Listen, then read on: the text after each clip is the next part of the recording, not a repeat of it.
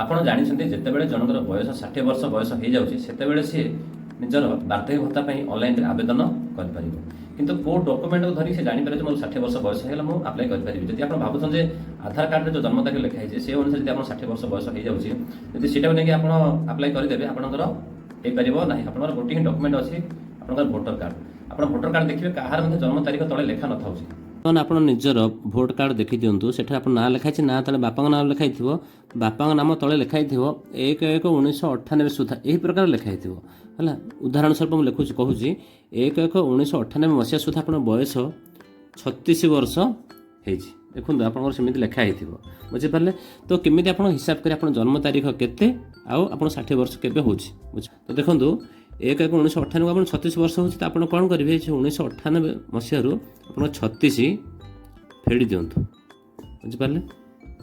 ତ କେତେ ଆସିବ, 8ରୁ 6 ଗଲେ 2, 9ରୁ 3 ଗଲେ 6, ଇଏ 19 ଉଡ଼ିଗଲା।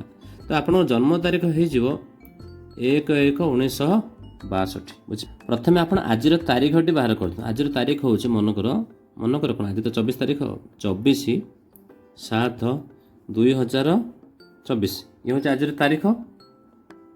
ସେଥିରୁ ଆପଣ କ'ଣ କରିବେ, 1/1/1962 ଆପଣ ଫେଡ଼ି ଦିଅନ୍ତୁ, 1/1/1962, ବୁଝିପାରିଲେ।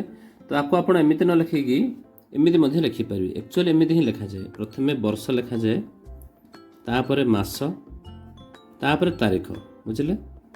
24/7/2024 ସେଥିରେ ଆପଣଙ୍କ ଜନ୍ମ ତାରିଖ ହେଉଛି 1/1/1962 ଏମିତି ଲେଖିଦେବେ, 1962 ଏଇଟା ମୁଁ ଗାର ଦେଇଛି, ବୁଝିପାରିଲେ।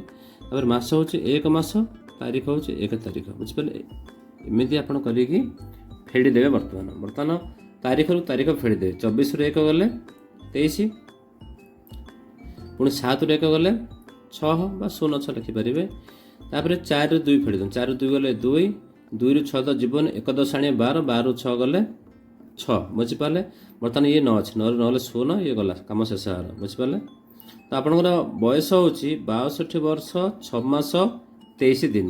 ତ ଆଜିର ତାରିଖ 24/7/2024 ଆପଣଙ୍କର 62 ବର୍ଷ କ୍ରସ୍ କରିସାରିଲାଣି। ତ ବର୍ତ୍ତମାନ ଆପଣଙ୍କର 60 ବର୍ଷ କ୍ରସ୍ କରିସାରିଲାଣି। ବର୍ତ୍ତମାନ ଆପଣ ଅନଲାଇନରେ ଆପଣ ଆବେଦନ କରିପାରିବେ ନିଜର ବାର୍ଦ୍ଧକ୍ୟ ଭତ୍ତା ପାଇବା ପାଇଁ, ବା ଆପଣ ପଞ୍ଚାୟତ ଯାଇ ସରପଞ୍ଚକୁ ମଧ୍ୟ ଏ ବିଷୟରେ କଥାବାର୍ତ୍ତା ହେଇକି ସାହାଯ୍ୟ ମାଗିପାରିବେ, ବୁଝିପାରିଲେ।